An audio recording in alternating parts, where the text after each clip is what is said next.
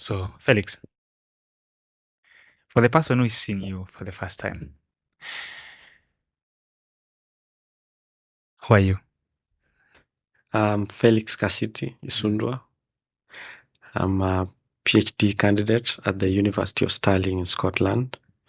My main research area is on how to use radar-based satellite data to map and monitor floods. I'm from Kenya, a place called Kitale, which is in the western side of Kenya. We call it the bread basket of Kenya. Yeah. I moved to uh, Scotland in 2022, October 1st. That was my first day in Scotland. Yeah, it was a very cold night when I landed in Edinburgh. Took a taxi. That was at midnight. Yeah, took a taxi to Stirling. Yeah, and that's how my PhD journey started. Tell me how you ended up doing a PhD. You finished your master's, funded by the African Union. You went in for some work. Then now you came into your PhD, right? Where did you find this opportunity to begin with? I developed a passion to learn more about or even understand how we can effectively map floods. Mm-hmm. And so I did a course related to radar remote sensing. This was hosted by the EO College, Earth Observation College. I think this is by the ESA. I think it's on ESA website, European Space Agency website. That gave me the basic understanding of how radar remote sensing works.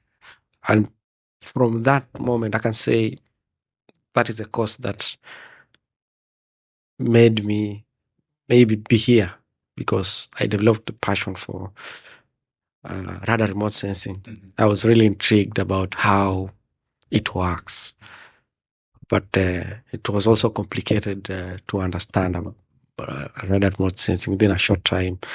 I did the free course on EO College called Echoes in Space. And from there, I started working with the radar data, just doing simple analysis, change detection, just understanding how images look like. After that, so this was in 2020, 2021, 2020. So working with radar data for around a year, I started applying I started looking for opportunities on how I could further my understanding in analyzing remote sensing data and how that can be useful in my work. So in 2020, I started looking for PhDs. I would just go online, look at the common advertisements that people who are following Commonwealth. But there's a website called Find a PhD. So I went in there and I searched. So this is in 2021. I think I applied for 3 or 4 PhD positions that I found on that site. I think there was one in ZEF, Germany. There's an institution in Bonn, Germany.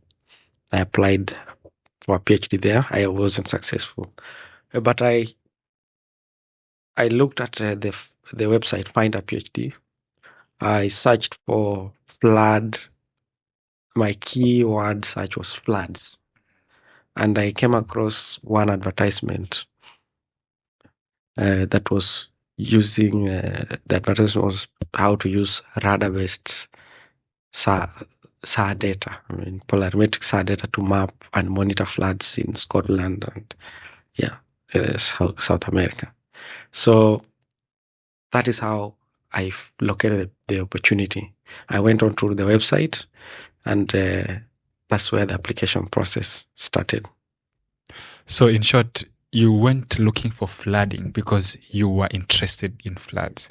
So if I'm interested in, let's say, development economics, I should go look for the word development economics, right? I think what mainly should inform you, maybe this would be a case of a PhD, is what you want to focus on. Yeah, because in my work I had done some flood extensive.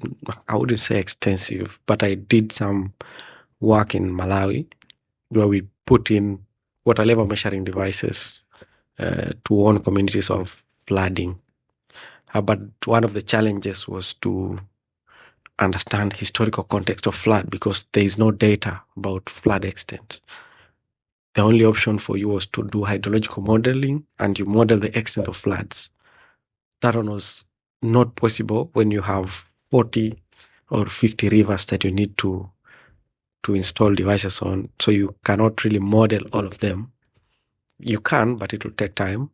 Another challenge was there is no data about water levels, because to model the flood depth and extent using a hydrodynamic model, you need water level data. So there's no data. So essentially you are stuck. So what we resorted to use is remote sensing data, in this case SAR data. And that is how I was motivated to further understand about this. So in the case of a PhD, I think one should consider what they want to focus on. Then you use that to look for opportunities related to the area that you want to focus on. So for my case, I searched for floods as the keyword, and I got one. I had other applications. I mean, I had other advertisements that I made applications to. Yeah, but in this case, this is the one I mean, my current PhD, I searched on Find a PhD was just using the keyword flood mapping. Yes. So you've gone to your favorite website. So this was Find a PhD. There are many other websites out there. People can go check. There's jobs.ac.uk. There's one for Italy. There's one for France. There's one for Germany. So whichever you want. Now you found an advertised project. Is there a difference between you finding an advertised project and you coming up with your own project? No, there's a difference in terms of how the procedures are laid out. Allow me to interrupt this conversation and bring something to your attention. Since we launched this podcast a few months ago, we've had over 50,000 people watching our episodes, which we are very thankful for, and over 12,000 hours. However, we are currently trying to build our audience so that we can get the leverage to invite more guests to our podcast, and we can continue bringing more insights. As you can see in one of these sites, and I bet that's here, at least 80.7% of the people watching our podcasts are not subscribers to this channel. And what we are currently focusing on is building our audience. So I'm requesting that if you may like to support us, if you like what we are sharing, you support our channel by clicking that subscribe button so that we can grow. Our promise is to continue bringing you strong guests with more insights so that we can bring these conversations where you are. Yeah, there are two ways you could go about this. You can find an already existing advertised project, but you could also come up with your own project. And in this case, you would you don't have to know all the details about it, but it's an idea. Yeah. Let's say you want to do flood mapping. So the next step would be to look for professors who are knowledgeable in that area. Then you reach out to them.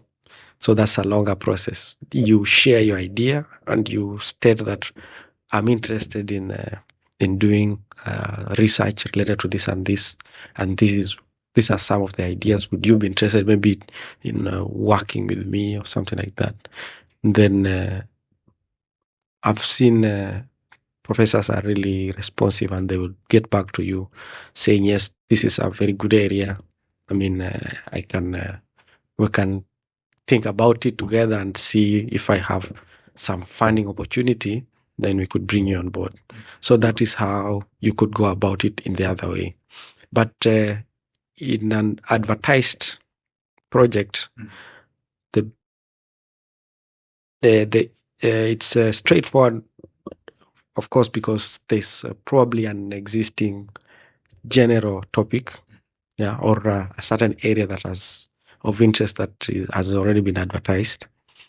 And what you need to feel from your end is how you're going to conduct the research, I mean, to carry out the entire research, or some of the specifics within the project that you're going to do. But the general project idea is there. So if I would give an example of my research, it's a case research. So there's an institution called Scottish Environmental Protection Agency, SEPA. They are tasked with among other things, is mapping floods and other environmental monitoring indicators, water quality and stuff, but I'll focus on floods. So they give out warning information on floods, early warning, but also they carry out flood mapping of past events. This also helps in informing future activities because they would advise, which roads will be impassable during a certain flood event, or which areas are at risk during a certain a rain event or a storm, because we have significant storms in the UK. So my research is a case. So they have a need, and they need. They have a need to get accurate flood maps, but there's also my supervisor, who is an expert in remote sensing, of course. So I think together, I'm not really sure how that came about, but together they put up the call. So in this case, I'm coming in to fill that gap. So there's a need for flood extent maps, and there's a knowledge existing. So we need to bridge this and come up with a product that will inform future decisions within the framework of flooding. This is the first time I'm applying for a PhD outside my country. And I'm listening to this conversation. I'm listening to you. I want to know how to go by this process, step by step. The first thing is, I have gone online. I have searched a project and I have found something that I'm interested in. I've also seen who the supervisor is, and hopefully, their contact details. If their contact details are not available, of course, I can go to the said university and search for them, right? So once I have that, then what? I'll give a case of my research, and maybe other ideas may come. But essentially, the first thing is how the application is that the first thing you need to do is to contact the supervisor, the project supervisor. You introduce yourself, and of course you state why you're contacting them. Then if they respond to you, then probably they'll ask you, can you send me your CV? I look at your CV if you're a fit for this project. So the first step is they will evaluate you against your qualification, either from your CV or your academic qualification. If they say yes, you will fit in this project, or this is not what I'm looking for. I'm looking for someone who is strong in physics, or I'm looking for someone who is strong in biology, you would know how to proceed. But I think the first thing is you first contact the supervisor. Then Allow me to cut you short. What do I say when I'm contacting the supervisor at the first time? Like, hi, I'm here, so take me. okay, I don't I'm not really an expert, but this is what I would do in my case. I would introduce myself. I'm so and so from here. This is what I've been doing. This is what I'm interested in, and I'm contacting you because of this and this. If it's a call, you can quote the call, yeah, or something like that. But I think the basics would be you introduce yourself, you State your qualifications, yeah, experience. yeah. You may state your qualification, but you have to give something about yourself, your background, yeah, because they don't know you. Okay. Then you state why you're contacting them. Yes. Then from there, you expect either feedback or no feedback, but you have to introduce yourself. So your supervisor wrote back to you and said, you look amazing, right? Yes, I got, what I can say is that I got positive feedback, and my supervisor said, yeah, I think I would fit the project based on certain things that I had on my CV, because I had worked with SAR data, but I wasn't an expert. I just did the basics. But I also had some background understanding of flooding in the context of hydrology, and also the hydrological modeling bit of it. Yeah. Yeah. I think that's why he first gave me the okay to now put in the application. So in the IAPETAS funding, that is the laid out condition. So you first need to reach out to the supervisor. The supervisor will assess your suitability based on what they are looking for. Then from there, the second step is now you start the application process. So there are certain criteria, or there's a form that you need to fill. You first talk about your background, yourself, why do you think you're fit for the project? Then what are you planning to do for the, this is looking into the future. And yeah, you put on a personal statement of motivation for the work. So why you want the project? Are you fit for the project? What will you do after the project? Something like that. There are those three categories about the background and the project and the future outlook of why you want the project. So that is how your application is evaluated. Yes. You mentioned a personal statement. Yes. I just wanted to clarify that to our audience. We have talked a lot about personal statements. So I don't want to give you more trouble to talk about personal statements. But ideally, in my understanding, is just to talk about yourself, your experiences, what you want to do, what you've done, and what you expect to do. But if you want a more detailed discussion around personal statements, how about you just go to, now that you found this video on YouTube, once you're done, you can always go check out there. There's always somebody who has just covered a comprehensive video about personal statements. And that should never be something very complicated. It's just you talking about yourself, and that is it. So you submit your form, right? Or are you required to provide a research proposal? In this case, not a research proposal, but in the form that you are given, your understanding of the topic is evaluated based on how you talked about it in your personal statement. So in this case, there was no research proposal. Yeah, because the project has been outlined in terms of the main areas of interest. Yeah, but so this comes after once you've been accepted. Within the first year is where you essentially outline your research proposal. You do a literature review on existing work that has been done.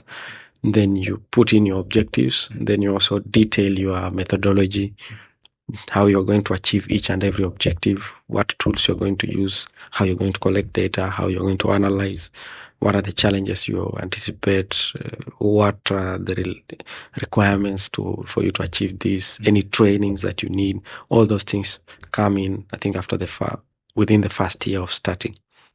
There's another obstacle called publications. I know because I have seen your profile. I know you've published papers before, right? You did some few publications during your master's. But I also understand that you're working in a research lab with your team, like you are not alone. So based on your experience and the experience of your team, do you think, because people have different backgrounds, do you think somebody who does not have published a lot of papers is going to at least get a chance? Yes, exactly. Yeah, there are different ways, or there are different criteria that an application is evaluated. I think if you are looking for a postdoc opportunity, then probably a publication would be good. Yeah, but you are not expected to have published something in your master's. It can be another advantage, but you can still land an opportunity without a publication. So that should not deter you. Yes. So, yeah, I think basically you should not be deterred because you don't have a publication, at your master's level. Yeah. So how long did it take you to go through the entire process? Now that you've already filled the form, you've made a submission, right? Then how long do you have to wait to hear back from them? So I think I filled the forms in December. Yeah, I think before going to Christmas. This is in 2021. Then it took a month, I think. Then they got back to me that they have evaluated my application, and they were considering to invite me for an interview. So there were two stages of interviews, I think. So the first one was within the university. So yeah, they invited me. This is a month after the application. I did the first interview. And then I think after a month, I got confirmation that yes, you can proceed. Yeah, you will be invited to another interview if you are successful. Then I also attended the second interview, which gave maybe another month or so. So that was online. Yes, everything happened online. Yes, yeah. So I think after communicating that you might be considered for an interview, I think I was requested to. Was it a requirement? I can't really forget. I can't remember how the sequence of events happened, but I had to also do an application to the university to be accepted as a PhD student. Mm-hmm. So that is a separate process. Yeah, that's a separate process. It's just fill in the application form. They evaluate your academic credentials. So, I mean, you could be fit for the project, but you don't meet the academic requirements for the university. So they also invited me to submit an application. I can't remember the specifics, but after submitting, then the interview started. Then I went to the first interview after a month. So this was maybe January or February. And then I also got into the second interview in February there. After completing the two interviews, so the first one was with the university. Then the second one was with the funding body. Yes. So after going through the two, then I was given I think the uni gave me a conditional offer because now I had fulfilled the two requirements.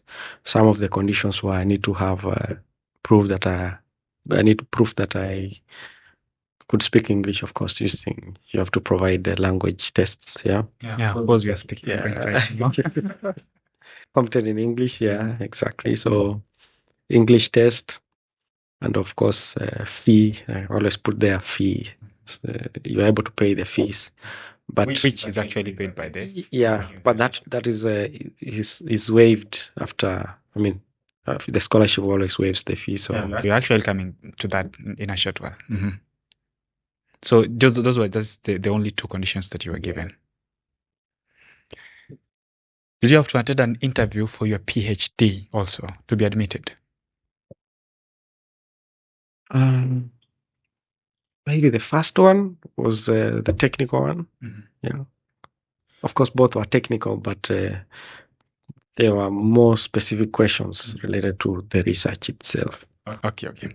Now, we have had a very insightful discussion about that application process. And by the time people are going into their PhDs, most people would really want to know, how am I going to fund my 4-year existence? I mean, this is a long process. 3 years, 4 years, some PhDs go to 5 years, right? And one factor that I'm also interested in that, is that I may want to understand, how am I going to fund my existence in a foreign country for quite some time? I have a family that depended on me when I was working. How is this family going to survive, right? So I hope you will be generous enough to share with us these details, although I know most of them are publicly available, right? But it's good at least people to hear firsthand from a person who has the experience. So when we say that you are funded to do your PhD, what exactly are we talking about here? My understanding of fully funded is your tuition is paid. You have stipend. I think at the moment in the UK it's up to 19,000 a year. 19,000 and something. You divide by 12, get around Then Pounds. Pounds. Sorry, 19,000 pounds. Yes. Then you also have a research grant. So if you need to buy consumables for the lab, you need to buy you need to travel probably for conferences and such. Like there are some resources that have been allocated for that. So the fully funded would mean you have your fees paid, you have stipend to cover for your day-to-day needs.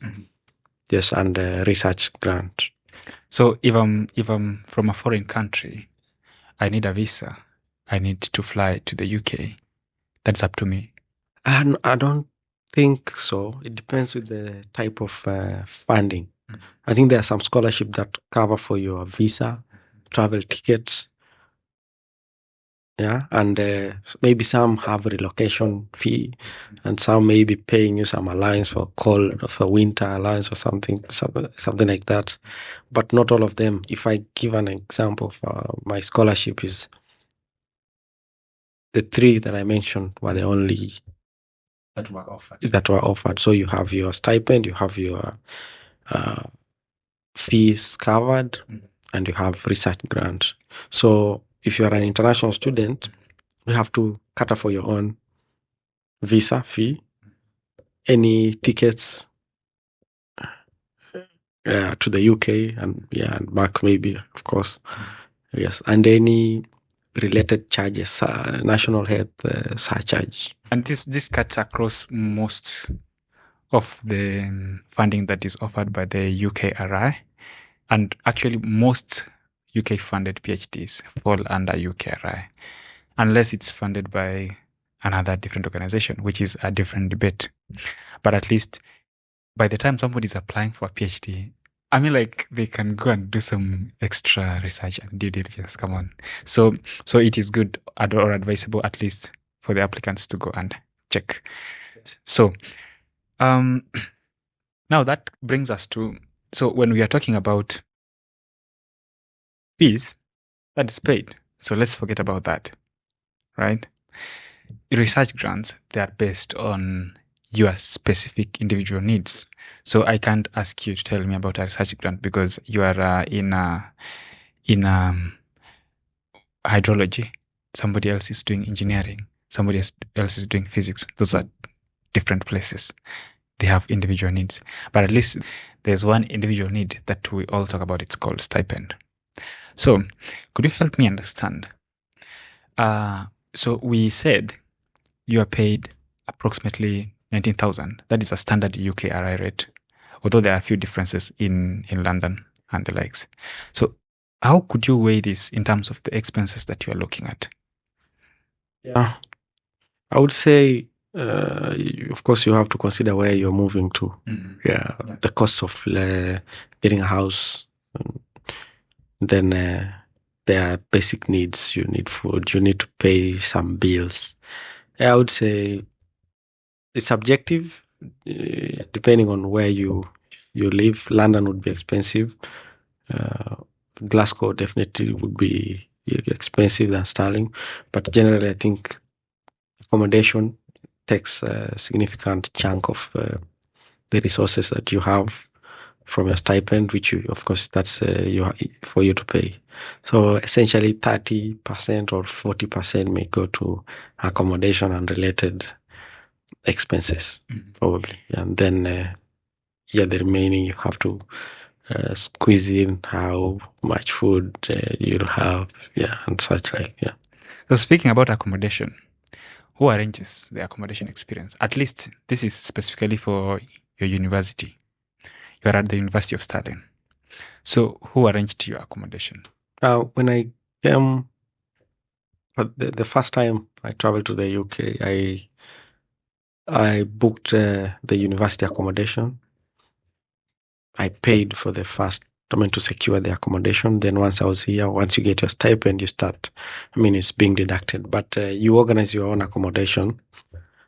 I'm not sure if there are cases where the uni organizes that for you, but I think you decide on where you want to live, how much you want to spend on your accommodation. So that is all on you to decide. So my case is, first year, I had to stay in the uni accommodation to understand how things happen. Then second year, I moved out of the uni accommodation. Yeah. So just to help me get things on a correct page, how has your experience been so far for the past? You are in your third year, right? So how has your experience been so far up to this point as a PhD student? Yeah, I think my experience has been very positive. Yeah. I can say it's been enlightening because the first year I came, I had so much to learn. I came from a hydrology background. I had to learn about SAR. It's a new environment with a culture shock. Mm-hmm. You have to meet different people. Yeah, the first year was a little bit intense. Then the second year came. You have objectives that you need to achieve in the first year. You have objectives that you need to achieve in the second year. But I think generally it has been a very good learning experience. So my first year, I spent mostly doing literature review, understanding my topic, equipping myself with the right knowledge in the area that I'm working in. Then in my second year, I've attended I attended one conference in second year. Then that gave me an opportunity to see what people are doing, understand how the research world is evolving in the specific area that I'm working in. And I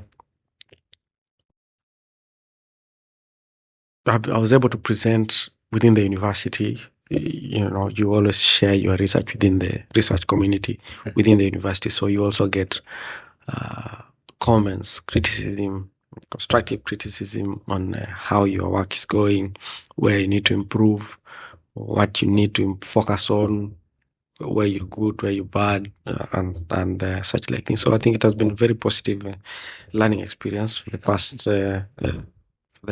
2 years. Now I'm in my third year. I'm trying to make sure that I achieve all the set out objectives within the timelines that I set for myself at the beginning of my research. I'll tell you something interesting. Might not be very interesting though. For a person who has listened to this conversation to this point, there's a very high probability that they're also looking forward to start a PhD, or at least they're at the application stage. What would you say to this kind of a person who is currently making an application or at least looking forward to start a PhD?